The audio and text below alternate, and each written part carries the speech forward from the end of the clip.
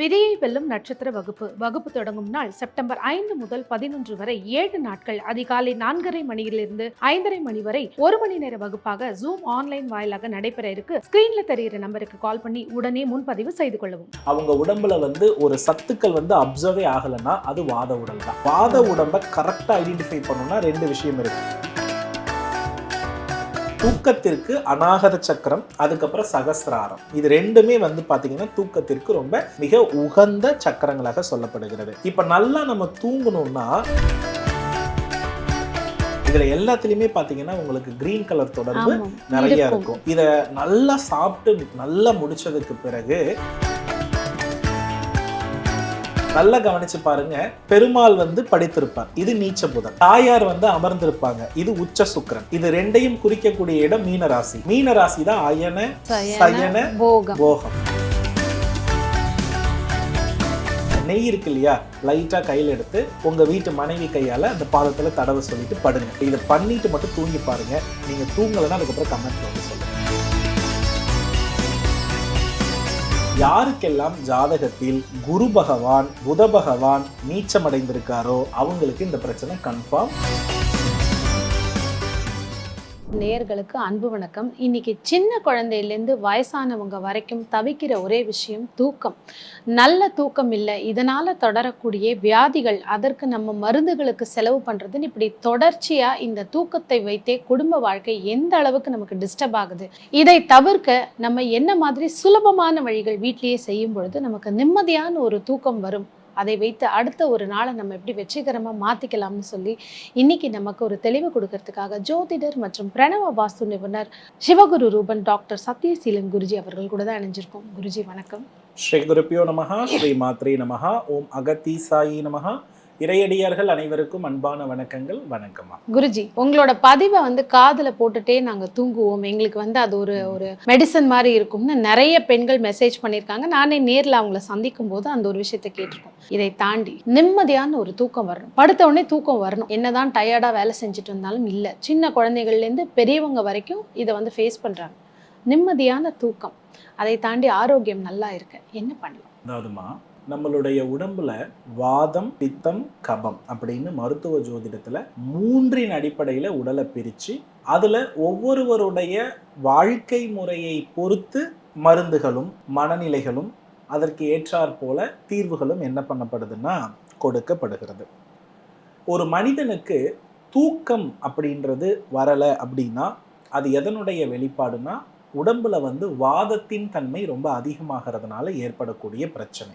காற்றின் தன்மை. காற்று அப்படின்றத நீங்க கவனிச்சு பார்த்தீங்க அப்படின்னா எப்பொழுதுமே ரொம்ப வேகமா காற்று அப்படின்னாலே காற்று எப்படி வேகமா வீசுகிறதோ அது போல இவர்களுடைய மனநிலையும் ரொம்ப வேகமா சிந்திக்கும். இப்போ பொதுவா அந்த வாத உடல் அப்படின்னு எடுத்துக்கொள்ளும் பொழுது காற்றுத்தன்மை அதிகமா இருக்கவங்களுடைய உடம்பு எப்படி இருக்கும்னா, எவ்வளவுதான் இவங்க உடம்புல மாய்ஸ்டர் போட்டாலும் அது ஈரப்பதமாக என்ன பண்ணாதுன்னா இருக்காது. தோல்ல எப்போதுமே ஒரு விதமான வறட்சி என்பது இருக்கும். இரண்டாவது, உடல் வலி அசதி எல்லாமே இருக்கும், ஆனா கண்ணை மட்டும் மூடி தூங்க முடியாது.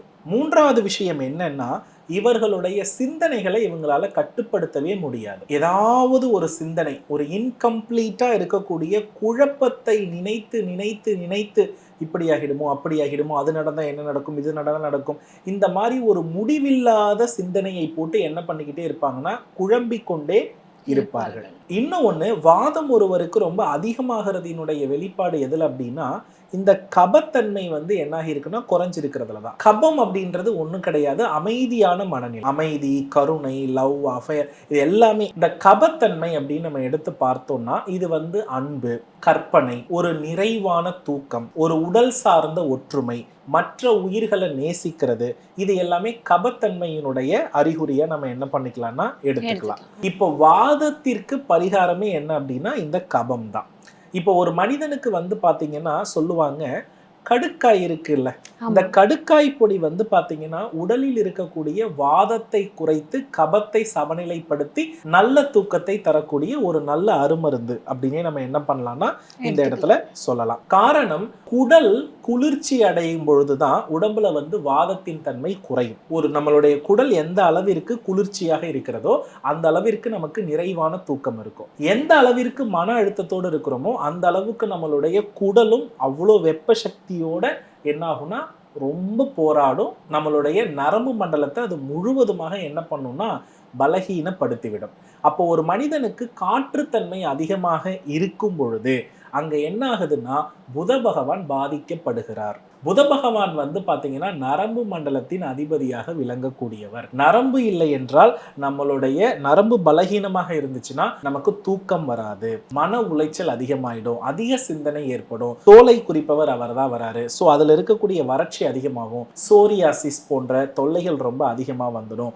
முகத்துல வந்து கருந்திட்டுகள் வந்து அதிகமாயிடும், கரு வளையங்கள் அதிகமாயிடும், எப்பொழுதுமே உடல் வந்து ஒரு மாதிரி சோர்வா இருக்கிற மாதிரியான நிலையே ஏற்படும். இப்ப நம்ம பிளட் டெஸ்ட் கொடுத்துட்டு நம்ம உடம்புல B12 அப்படின்னு ஒன்று இருக்கு, B12 அயான், இது ரெண்டுமே வந்து குறைந்திருக்கிறது.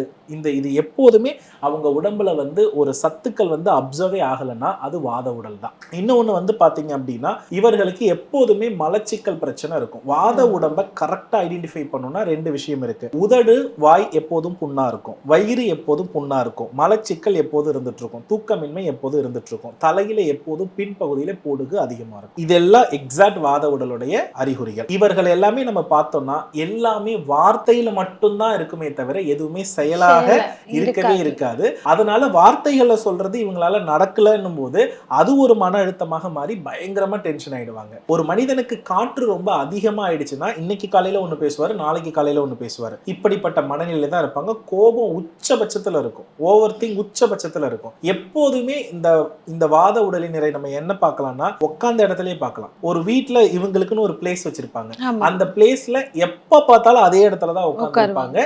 இதுதான் வந்து இந்த வாத உடல். உட்கார்ந்த இடத்துல இருந்தே உலகத்தை பார்த்த அளவுக்கு யோசிக்கிறது அப்படின்னே நம்ம எடுத்துக்கலாம். சோ இது எல்லாமே யாரை பாதிக்குதுன்னு சொல்லியிருக்கிற புத பகவானை பாதிக்கிறது.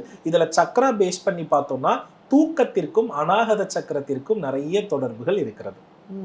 தூக்கத்திற்கு அநாகத சக்கரம், அதுக்கப்புறம் சகசிராரம், இது ரெண்டுமே வந்து பாத்தீங்கன்னா தூக்கத்திற்கு ரொம்ப மிக உகந்த சக்கரங்களாக சொல்லப்படுகிறது. இப்ப நல்லா நம்ம தூங்கணும்னா இரவுல வந்து நம்மளுடைய இரைப்பை, கல்லீரல், குடல் இதுக்கெல்லாம் ஒரு குளிர்ச்சியையும் ஓய்வையும் நம்ம கொடுத்தே தீரணும். இப்ப இதுக்கு உண்மையான பரிகாரம் அப்படின்னு நம்ம கவனிச்சு பார்த்தோம்னா என்னன்னா பச்சை வாழைப்பழம், பூசணி விதை, பால், தேன் இதெல்லாம் எடுத்துக்கணும். இதுல நல்லா கவனிச்சு பார்த்தோம்னா பால் நல்லா காய்ச்சி குடிச்சிக்கணும். அதே போல பச்சை வாழைப்பழம் ஒன்று சாப்பிட்டுக்கணும். பூசணி விதையை நன்றாக ட்ரை பண்ணி அதாவது வறுத்து மென்று சாப்பிட்டுடணும். கிவி ஃப்ரூட் இருக்கு இல்லையா, அந்த கிவி ஃப்ரூட்டை என்ன பண்ணுங்கன்னா கட் பண்ணிடுங்க. இதுல எல்லாத்துலயுமே பாத்தீங்கன்னா உங்களுக்கு கிரீன் கலர் தொடர்பு நிறைய இருக்கும். இத நல்லா சாப்பிட்டு நல்லா முடிச்சதுக்கு பிறகு என்ன பண்ணணும்னா வாயு முத்திரை பண்ணணும். இந்த வாயு முத்திரையை நம்ம உட்கார்ந்துக்கிட்டு பண்ணலாம், இல்ல சாப்பிட்டு முடிச்ச ஒரு 20 மினிட்ஸ் கழிச்சு போய் நம்ம படுத்துடலாம். படுத்ததுக்கு பிறகும் பண்ணலாம். இந்த வாயு முத்திரை அப்படின்றது காட்டுத்தன்மையை குறைக்கிறது. யாருக்கெல்லாம் நைட்ல தூக்கம் இல்லையோ தூங்குறப்ப இந்த வாயு முத்திரையை அப்படியே படுத்துக்கிட்டே பண்ணலாம், இல்ல உட்காந்து சேர்ல உட்காந்து 20 மினிட்ஸ் பண்ணும்பொழுது இந்த உணவு சாப்பிட்டதினுடைய வேகத்தால கட்டாயமா என்ன நடக்கும்னா நல்ல ஆழ்ந்த தூக்கம் வரும். அதுக்கப்புறம் தூங்குறதுக்கு முன்னாடி அனைவருமே என்ன பண்ணிடுறீங்கன்னா நம்மளுடைய பாதம் இருக்குல்ல, இந்த பாதத்தை நம்ம வந்து குளிர்வித்தால் உடல் வந்து கபநிலையை அடைஞ்சிடும். பாதம் குளிர்வித்தால் உடல் கபநிலை வந்துடும். நல்லா கவனிச்சு பாருங்க. பெருமாள் வந்து படித்திருப்பார், இது நீச்ச புதன். தாயார் வந்து அமர்ந்திருப்பாங்க, இது உச்ச சுக்கிரன். இது ரெண்டையும் குறிக்கக்கூடிய இடம் மீனராசி. மீனராசி தான் அயன சயன போகம் எல்லாமே. இதுல நம்ம நல்லா புரிஞ்சுக்கணும். சுக்கிரன்னா நல்லெண்ணெய், உப்புன்னா மகாலட்சுமி. அதே போல வந்து பாத்தீங்கன்னா வெதுவெதுப்பான தண்ணீரும் மகாலட்சுமியை தான் குளிக்கும். இப்ப இந்த வெதுவெதுப்பான தண்ணீர் சிறிது நல்லெண்ணெய் சிறிது உப்பு போட்டு காலை ஒரு 5 மினிட்ஸ் to 10 மினிட்ஸ் வைங்க. அதை நல்ல காட்டன் துணியால பாதத்தை தொடச்சிட்டு அதே போல வந்து நெய் இருக்கு இல்லையா, லைட்டா கையில் எடுத்து உங்க வீட்டு மனைவி கையால அந்த பாதத்துல தடவை சொல்லிட்டு படுங்க. இல்ல திருமணமாகாதவர்கள்னா அம்மா கையால தடவுங்க, இல்ல சகோதரி இருந்தா தடவிக்க சொல்லுங்க, இல்லைன்னா நம்மளே என்ன பண்ணிக்கலாம்னா எடுத்து அப்ளை பண்ணிக்கலாம். இதை பண்ணிட்டு மட்டும் தூங்கி பாருங்க. நீங்க தூங்கலைன்னா அதுக்கப்புறம் கமெண்ட்ல வந்து சொல்லுங்க. அதுக்கு அடுத்தபடியா வந்து பாத்தீங்கன்னா நம்ம தூங்குற தலையணை இருக்குல்ல, அந்த தூங்குற தலையணைக்கு கீழே சோம்பு, டைமண்ட் கல்கண்டு, இதை வந்து பாத்தீங்கன்னா ஒரு வெள்ளை பட்டு துணியில முடிச்சு வச்சு தலையணைக்கு அடியில வச்சுக்கோங்க. வச்சுக்கோங்க, கெட்ட கனவுகள் வரவே வராது. யாரு எல்லாம் தூங்குனாதாமா நோய்கள் குறையும். அதனாலதான் மருந்து எவ்வளோ எடுத்தாலும் அதுல தூக்க மாத்திரைன்னு ஒண்ணு சேர்த்தே கொடுப்பாங்க. ஏன்னா தூக்கம் மட்டும்தான் ஒரு உடலுக்கு வந்து பாத்தீங்கன்னா மருந்து வேலை செய்வதனுடைய அறிகுறியே. அப்போ இந்த 6ஆம் பாவம் யாருக்கு ரொம்ப ஸ்ட்ராங்கா இருக்கோ அவங்களுக்கு தூக்கமே வராது. அப்ப 6ஆம் பாவத்துல உச்சமடைகிறவர் யாரு அப்படின்னு பார்த்தோம்னா புதன் தான். ஸோ அப்ப யாருக்கெல்லாம் ரொம்ப அதிக சிந்தனை இருக்கோ வாதத்தை ரொம்ப உச்சபட்சமா தூக்கி விட்டுரும். நிறைய பேருக்கு இந்த கனவு பிரச்சனை தான். அதாவது என்ன வந்து பேய் ஏதோ வர மாதிரி இருக்கு, நமுக்கிற மாதிரி இருக்கு, பாம்பை பார்த்தேன், யானையை பார்த்தேன், தீயை பார்த்தேன், இறந்தவர்களை பார்த்தேன், இப்படி ஒரு லிஸ்டே இருக்கு. எல்லாம் வாத சிந்தனை 12ஆம் இடம் பாதிக்கப்பட்டதினுடைய வெளிப்பாடு தான். இதெல்லாம் யாருக்கு இருக்குன்னு நம்ம தெளிவா சொல்லிடுறேன். எழுதி வச்சுக்கோங்க. மேஷ லக்னம், விருச்சிக லக்னம், மகர லக்னம், கும்ப லக்னம், கன்னி லக்னம், இவங்களுக்கு எல்லாம் சுட்டு போட்டாலும் தூக்கம் வராது. மேஷம், கன்னி, விருச்சிகம், மகரம், கும்பம், இந்த லக்னக்காரர்கள் கட்டாயமா தூங்க மாட்டாங்க. அதே மாதிரி யாருக்கெல்லாம் ஜாதகத்தில் குரு பகவான், புத பகவான் நீச்சமடைந்திருக்காரோ அவங்களுக்கு இந்த பிரச்சனை கன்ஃபார்ம் இருக்கும். சோ குரு நீச்சமடைந்தவர்கள், புதன் நீச்சமடைந்தவர்கள் இதை செய்தே தீர வேண்டும். அதே போல லக்னத்திற்கு சனி பார்வையோ, லக்னத்தில் சனி இருப்பவர்களோ இந்த பிரச்சனையில அவதிப்படுவாங்க. இது எல்லாம் தான் உங்களுக்கு நோயா மாறுது. ஸோ இப்படி ஒவ்வொருத்தருக்கும் ஒவ்வொரு விதமான நோய்களை உருவாக்கி தரும். இதை வச்சுதான் மருத்துவ ஜோதிடத்தையே நம்ம சொல்லுவோம். ஒருத்தருடைய நோயை இந்த லக்னங்கள் பிறந்திருந்தாலோ இந்த மாதிரி கிரக அமைப்பை வச்சுதான் இவருக்கு இந்த மாதிரி நோயின்றதை ஈஸியா கண்டுபிடிக்கலாம். ஆனா அவங்க சொல்லுவாங்க, எப்படி குருஜி இதை நீங்க கண்டுபிடிச்சீங்க அப்படிம்பாங்க. ஆனா அது ரொம்ப சிம்பிள். இவங்களுக்கு வந்து எந்த மாதிரியான உடல் தன்மையால இந்த பிரச்சனைன்றதை ஈஸியா கண்டுபிடிக்கலாம். அதனால நார்மலா இந்த பால், பழம், பூசணி விதை, கிவி இதெல்லாம் சாப்பிட்டுட்டு நீங்க வார்ம் வாட்டர்ல வந்து நான் சொன்ன அமைப்புல நீங்க பண்ணிட்டு நீங்க தூங்கி பாருங்க. நிச்சயமா பாசிட்டிவான ரிசல்ட் சூப்பரா இருக்கும். நல்ல தூக்கம் வரும். 12ஆம் பாவத்துக்கு சிறந்த பரிகாரம் கடன் குறையும், லட்சுமி அருள் உறுதியாக கிடைக்கும். அருமை அருமை. நிறைய பதிவுகளில் பார்த்தோம்னா சில பேர் சொல்லுவாங்க, இதெல்லாம் இயற்கையான சூழ்நிலையில இருக்கும், இது நமக்கே தெரியாதா? மெடிக்கல் ஷாப்ல எத்தனை மருந்துகள் இருந்தாலும் அது சம்பந்தமா படிச்சவங்களால மட்டும்தான் கரெக்டா அதை எடுக்க முடியும். அதே போல் தான் உங்களுடைய பதிவும், உங்களுடைய ஆராய்ச்சி, நிறைய புத்தகங்களை படிச்சு ஒவ்வொரு விஷயத்துக்கும் நம்ம எப்படி நோயோட சேர்த்து அதை தீர்க்க முடியும், எப்படி தீர்வு கொடுக்க முடியும், சுலபமா வீட்டில் இருக்க பொருட்கள், இயற்கையான காய்கறி பழங்களை வச்சு அழகாக கொடுத்துட்டு இருக்கீங்க. எல்லாருக்குமே பயனுள்ளதா இருந்திருக்கும்னு நினைக்கிறோம். நேயர்களே, இதை கண்டிப்பா ட்ரை பண்ணிட்டு குருஜிக்கு நீங்களே உங்களுடைய கமெண்ட்ஸ்ல கண்டிப்பாக நன்றி சொல்வீங்க. கண்டிப்பா யூஸ்ஃபுல்லான ஒரு பதிவா இருந்தது குருஜி. நன்றி. நல்லதுமா, வெற்றி வேணும்.